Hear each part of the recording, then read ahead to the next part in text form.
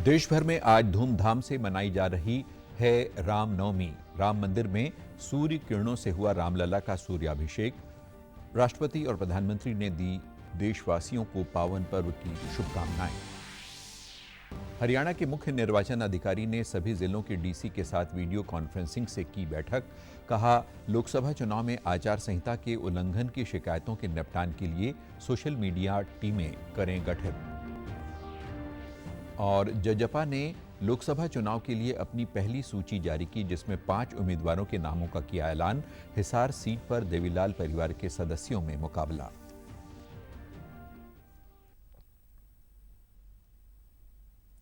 नमस्कार, चंडीगढ़ से आपका स्वागत है। मैं हूं आशुतोष। अब समाचार विस्तार से। पूरे देश में आज रामनवमी की धूम है। लोग प्रभु श्री राम की भक्ति में सराबोर हैं और पूरा भारत इस समय राममय हुआ है। अयोध्या का राम जन्मोत्सव इनमें सबसे खास है। यहाँ के करीब 4000 से ज़्यादा मंदिरों में रामनवमी की धूम अपने चरम पर है। श्री धाम अयोध्या में 22 जनवरी को रामलला की प्राण प्रतिष्ठा के बाद मंदिर में ये पहली रामनवमी है। श्री राम नवमी का उत्सव और भी भव्य इसलिए हुआ है क्योंकि स्वयं भगवान सूर्य नारायण ने आज दोपहर 12 बजे श्री रामलला के मस्तक पर सूर्य अभिषेक किया। इससे पहले कल देर रात से ही बड़ी संख्या में श्रद्धालु हनुमानगढ़ी मंदिर दर्शन करने के लिए पहुंचे और पूजा अर्चना की। रामनवमी के अवसर पर राष्ट्रपति द्रौपदी मुर्मू ने सोशल मीडिया प्लेटफॉर्म एक्स पर अपने संदेश में कहा कि रामनवमी के शुभ अवसर पर सभी देशवासियों को हार्दिक बधाई और शुभकामनाएं। ये पावन पर्व सत्य और धर्म के मार्ग पर चलने का संदेश देता है। निस्वार्थ प्रेम, पराक्रम और उदारता के उच्चतम आदर्श स्थापित करने वाले मर्यादा पुरुषोत्तम प्रभु श्री राम का संपूर्ण जीवन मानव जाति के लिए प्रेरणा स्रोत है।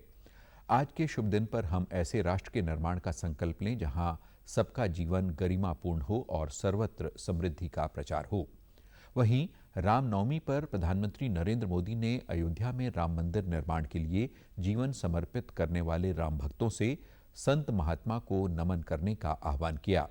पीएम ने सोशल मीडिया मंच एक्स पर लिखा है कि प्रभु श्री राम भारतीय जनमानस के रोम रोम में रचे बसे हैं, अंतर्मन में समाहित हैं।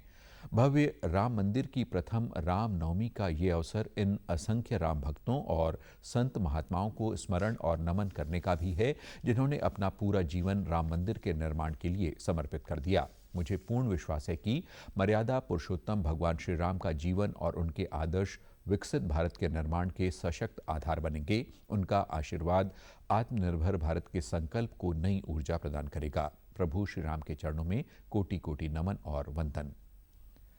पंजाब के राज्यपाल और यूटी प्रशासक बनवारी लाल पुरोहित ने रामनवमी पर पंजाब और चंडीगढ़ के साथ साथ देशवासियों को शुभकामनाएं दी हैं। आज एक संदेश में राज्यपाल ने कहा कि मर्यादा पुरुषोत्तम श्री राम सदाचार, नेकी और करुणा के प्रतीक हैं। आइए हम स्वयं को भगवान श्री राम जी के जीवन द्वारा दर्शाई गई शिक्षाओं और उनके महान गुणों को आत्मसात करें और अपने जीवन में सत्य, करुणा और एकता को बनाए रखने का प्रयास करें। आज चैत्र नवरात्र के 9वें दिन मां के 9वें स्वरूप सिद्धिदात्री की पूजा का विधान है। मां की उपासना के बाद कन्या पूजन किया जाता है। पारण के बाद चैत्र नवरात्रि का महापर्व संपन्न हो जाता है।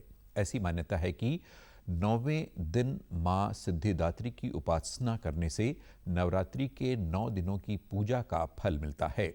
आज सुबह से मंदिरों में भक्तों की भीड़ देखने को मिल रही है। जम्मू कश्मीर के कटरा में माता वैष्णो देवी मंदिर समेत देश भर के मंदिरों में भक्तों की भीड़ उमड़ रही है। लोकसभा चुनाव के पहले चरण के लिए परसों होने वाले मतदान के लिए चुनाव प्रचार आज शाम थम जाएगा। पहले चरण में 21 राज्यों की 102 लोकसभा सीटों के लिए वोट डाले जाएंगे। चुनाव आयोग के निर्देशों के मुताबिक पहले चरण में जिन सीटों पर मतदान होने हैं, वहां चुनाव प्रचार 48 घंटे पहले शाम 4 से 6 बजे के बीच अलग अलग समय पर समाप्त हो जाता है। आज शाम से इन 102 सीटों में सार्वजनिक सभा या जुलूस जैसे कई कार्यक्रमों पर रोक लग जाएगी। पहले चरण में जिन 21 राज्यों में परसों वोट डाले जाएंगे, उनमें बिहार, उत्तर प्रदेश, मध्य प्रदेश, उत्तराखंड, पश्चिम बंगाल और छत्तीसगढ़ की सीटें शामिल हैं। प्रधानमंत्री नरेंद्र मोदी ने आज असम के नलबाड़ी में एक सार्वजनिक रैली को संबोधित किया। इस दौरान उन्होंने कहा कि आज रामनवमी का ऐतिहासिक अवसर है। 50 वर्षों के इंतजार के बाद भगवान राम आखिरकार अपने भव्य मंदिर में विराजमान हो गए हैं। 4 जून को नतीजा क्या होने जा रहा है, ये साफ दिखाई दे रहा है। पीएम ने जनसभा में कहा कि 2014 में मोदी एक उम्मीद बनकर आया था, 2019 में एक विश्वास लेकर आया था और 2024 में गारंटी बनकर आया है। मोदी की गारंटी मतलब गारंटी की पूरी होने की गारंटी। क्या होने जा रहा है ये साफ दिखाई दे रहा है। दिखता है कि नहीं दिखता है? 4 जून क्या होने वाला है ये आज पूरा देश देख रहा है और इसलिए लोग कहते हैं 4 जून 400 पार। 4 जून जरा पूरी ताकत से आवाज आनी चाहिए। 4 जून। पीएम ने कहा कि भाजपा वो पार्टी है जो सबका साथ सबका विकास के मंत्र पर चलती है। एनडीए सरकार की योजनाओं में कहीं कोई भेदभाव नहीं होता। उन्होंने कहा कि भाजपा ने अपने संकल्प पत्र में कई बड़ी घोषणाएं की हैं।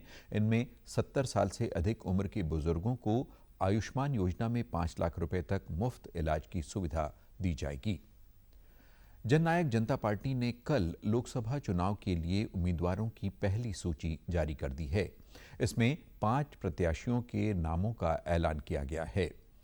सिरसा से पूर्व विधायक रमेश खटक, हिसार से विधायक नैना सिंह चौटाला, भिवानी महेंद्रगढ़ सीट से पूर्व विधायक राव बहादुर सिंह, गुरुग्राम से मशहूर कलाकार राहुल यादव फाजिलपुरिया और फरीदाबाद लोकसभा से जजपा युवा नेता नलिन हुड्डा को मैदान में उतारा गया है। पार्टी ने रोहतक के अलावा अभी जीटी बेल्ट की सीटों पर प्रत्याशी के नाम घोषित नहीं किए हैं। हिसार लोकसभा सीट पर चौधरी देवीलाल के परिवार से 3 सदस्य एक दूसरे के सामने होंगे। यहां भाजपा ने रणजीत सिंह, जजपा ने नैना चौटाला को मैदान में उतारा है, तो इनेलो में सुनैना चौटाला के नाम को लेकर चर्चा है। चुनाव आयोग ने भाजपा सांसद व प्रत्याशी हेमा मालिनी पर टिप्पणी करने के मामले में कांग्रेस महासचिव रणदीप सुरजेवाला के प्रचार करने पर 48 घंटे के लिए प्रतिबंध लगा दिया है। इस दौरान सुरजेवाला किसी तरह की सार्वजनिक बैठक, रोड शो, इंटरव्यू और सार्वजनिक बयान नहीं दे सकेंगे।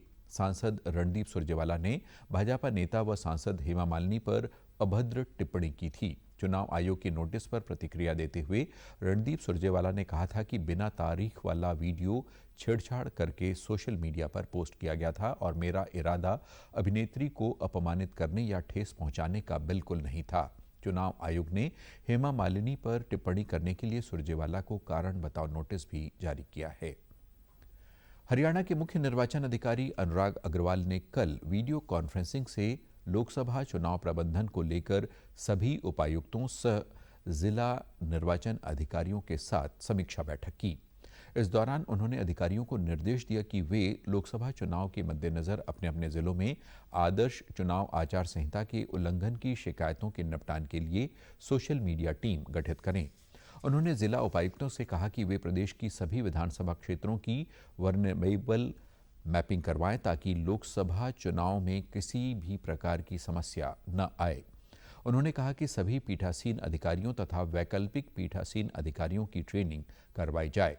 इसके साथ ही ईवीएम मशीनों का पहले दौर का रैंडमाइजेशन किया जाए। प्रदेश में नए वोट बनवाने के लिए 26 अप्रैल तक कोई भी फॉर्म 6 लंबित न रहे।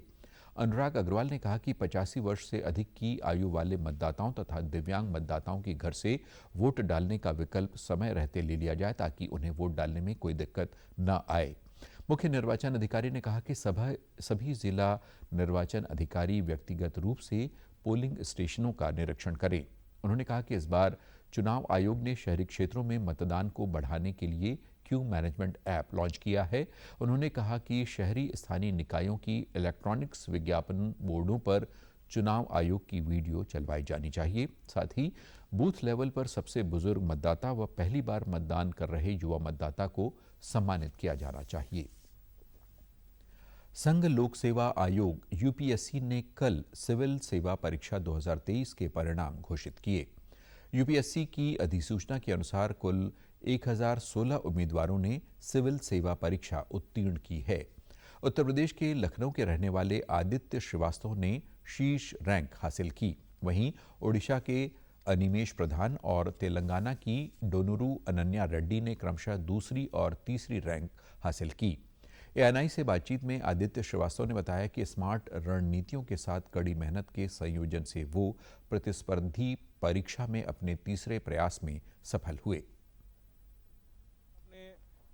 खामियां पहचानना, उनको सुधारना और उसके लिए मेहनत करना, डायरेक्शन ढूंढना कि कैसे उनको सुधारना है, तो उसके कारण सफ़र थोड़ा चैलेंजिंग तो था। मैं ऐसा तो नहीं कह सकता कि मैंने एक्सपेक्ट किया था कि मैं रैंक बनाऊंगा, बट हाँ, मैं भगवान से प्रार्थना जरूर कर रहा था कि मुझे 70 के अंदर रैंक दिलवा दें ताकि मैं आईएएस बन पाऊँ। मैं बस ये कहना चाहूँगा कि दृढ़ संकल्प और साथ में आपका जो हार्ड वर्क और स्मार्ट वर्क है, वो दोनों अगर मिला करके आप करें तो सफलता ज़रूर मिल सकती है इस एग्जामिनेशन।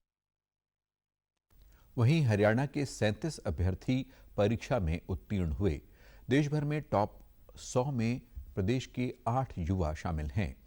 गुरुग्राम की रूहानी 5वीं रैंक पाकर प्रदेश की टॉपर बनी हैं। संघ लोक सेवा आयोग की परीक्षा में सफलता से चूक जाने वाले अभ्यर्थियों का मनोबल बढ़ाते हुए प्रधानमंत्री मोदी ने एक्स पर एक संदेश साझा किया।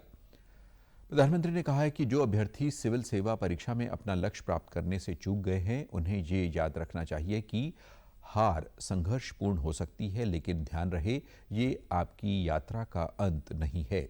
आगे कई मौके हैं जहां परीक्षाओं में सफलता प्राप्त की जा सकती है।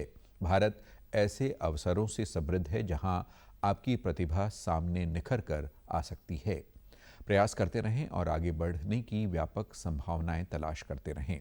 आप सभी को बहुत बहुत शुभकामनाएं। Bharat Ratna doctor B R. अम्बेडकर के 133वें जन्मोत्सव पर हरियाणा सिविल सचिवालय SC/ST कर्मचारी वेलफेयर एसोसिएशन चंडीगढ़ की ओर से आयोजित कार्यक्रम में मुख्य सचिव TVSN प्रसाद ने डॉक्टर बी.आर. अम्बेडकर को श्रद्धा सुमन अर्पित किए। उन्होंने कहा कि बाबा साहेब ने संविधान द्वारा भारत को विश्व के सबसे बड़े लोकतांत्रिक देश का दर्जा दिलवाया। मुख्य सचिव ने कर्मचारियों को सरकार की रीढ़ बताते हुए कहा कि अगर कर्मचारी एकजुट होकर टीम भावना से जनता की सेवा करें तो प्रदेश का चहुमुखी विकास सुनिश्चित होगा और देश भर में हरियाणा का गौरव और बढ़ेगा। उन्होंने अपने दृढ़ संकल्प और मेहनत से और साहस से उन्होंने हम सबको रास्ता दिखाया कि मनुष्य को लक्ष्य कठिन होना चाहिए। जैसा उन्होंने हम सबको सिखाया, शिक्षित बनो, संगठित बनो। ये हम सब के ऊपर, हमारे बच्चों के ऊपर, हमारे परिवार के ऊपर लागू होता है। तो हम यहाँ आ गए सरकार की सेवा में, जनता की सेवा में, पब्लिक की सेवा में, तो संगठित भी होना चाहिए, जो आज आपने एक बहुत अच्छा मिसाल सबके सामने दिखाया, दर्शाया। मैं आपको बधाई देता हूँ। उन्होंने कहा कि सरकारी कर्मचारियों की प्रोफेशनल स्किल्स को अपग्रेड किया जाएगा ताकि प्रदेश का कर्मचारी सबसे अधिक निपुण होकर बेहतर ढंग से जनता की सेवा कर उनके आदर्शों पर खरा उतर सके। शिक्षा के महत्व को ध्यान में रखते हुए हमें उच्च शिक्षित होने के साथ साथ अन्य युवाओं को भी शिक्षित करने के लिए प्रेरित करना चाहिए। Learning education is a never ending process, it's a continuous process. जितना अपने आप को हम शिक्षित बनाएंगे, उतना जनता जिसके लिए हम यहाँ बैठे हैं उनका सेवा कर पाएंगे। जनता जनार्दन का सेवा तभी कर पाएंगे जो डॉक्टर भीमराव अम्बेडकर जी ने सिखाया, वो आदर्श को के ऊपर खरा तभी उतर पाएंगे जब हमारा शिक्षा का जो प्रोसेस है उसको चालू रखें।